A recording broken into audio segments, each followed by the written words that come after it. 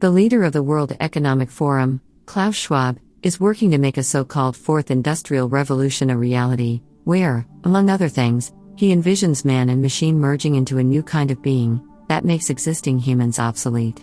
A central inspiration for the technocratic ultra-globalist life's work is the Israeli historian, author and philosopher, Yuval Noah Harari. Harari grew up in a Jewish family with Eastern European and Lebanese roots. His father was a weapon engineer in the service of the Israeli state. From the age of 8, Harari went to school at the Leo Beck Education Center in Haifa, where he is said to have been part of a class for especially intellectually gifted children. When Harari was later to report for military service, he managed to postpone the enlistment due to university studies, and later managed to be completely exempted from military service, due to what were said to be health problems. Between 1993 and 1998, Harari studied medieval and military history at the Hebrew University of Jerusalem. He completed his PhD at Jesus College, Oxford in 2002, and it was here that he came into contact with the writings of Jared Diamond, which Harari later claimed had a strong influence on his own writing. Harari gained wide attention with his best-selling book Sapiens, A Brief History of Humankind, which was first published in Hebrew. The book was released in English in 2014, and has since been translated into 45 different languages. In the book, Harari examines human history and how technological development has evolved from the Stone Age to the 21st century. The follow-up, Homo Deus, A Brief History of Tomorrow, was published in 2016, in which Harari presents his view of how the future human being possibly could transform into. His point of departure in the book is that man will succeed in achieving immortality and possess almost divine powers, in a techno-scientific sense. The book also highlights the term dataism as a philosophy, or a way of thinking, where humans worship big data as a form of God. Harari's latest book, 21 Lessons for the 21st Century, was published in 2018 and focuses more on contemporary issues, which according to Harari, are such things as nuclear wars, ecological disasters, terrorism, technological disruption, and so-called fake news. Throughout history, humans have gone through a number of economic, social and political changes. In a purely biological sense, however, it is only during this century that humanity has the power to change our biological basis, through gene manipulation and nanotechnology.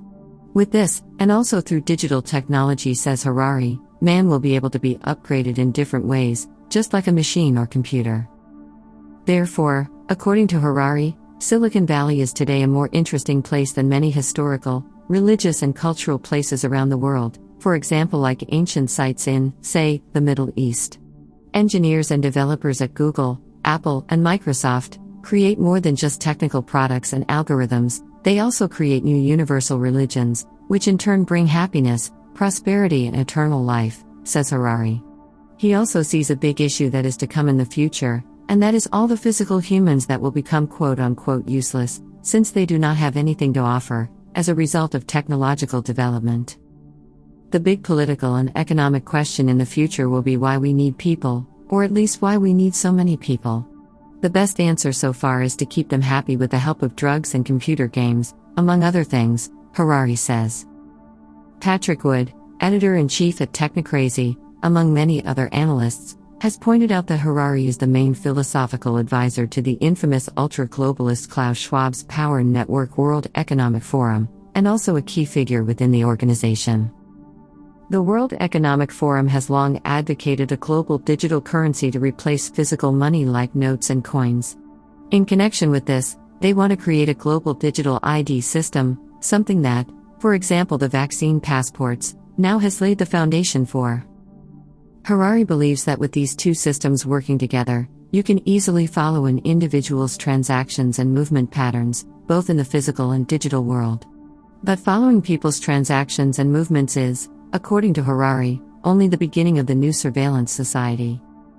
As a result of the COVID pandemic, we need a total biometric system for monitoring. We don't just need to monitor people, we need to know what's going on under their skin, he says.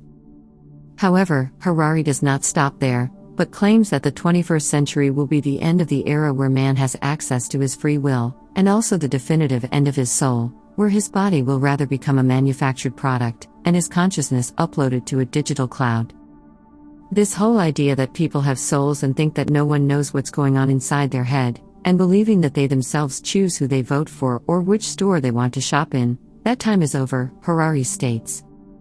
Whatever replaces us will be far more different from us, just like you would compare how different the Cro-Magnon man were from Neanderthals, according to Harari, who is certain of that man's preordained destiny as being relegated to a lower-standing species, to favor for a new genetically engineered and robotic post-human being, who is, however, ultimately subordinate to an even more powerful master, the artificial intelligence.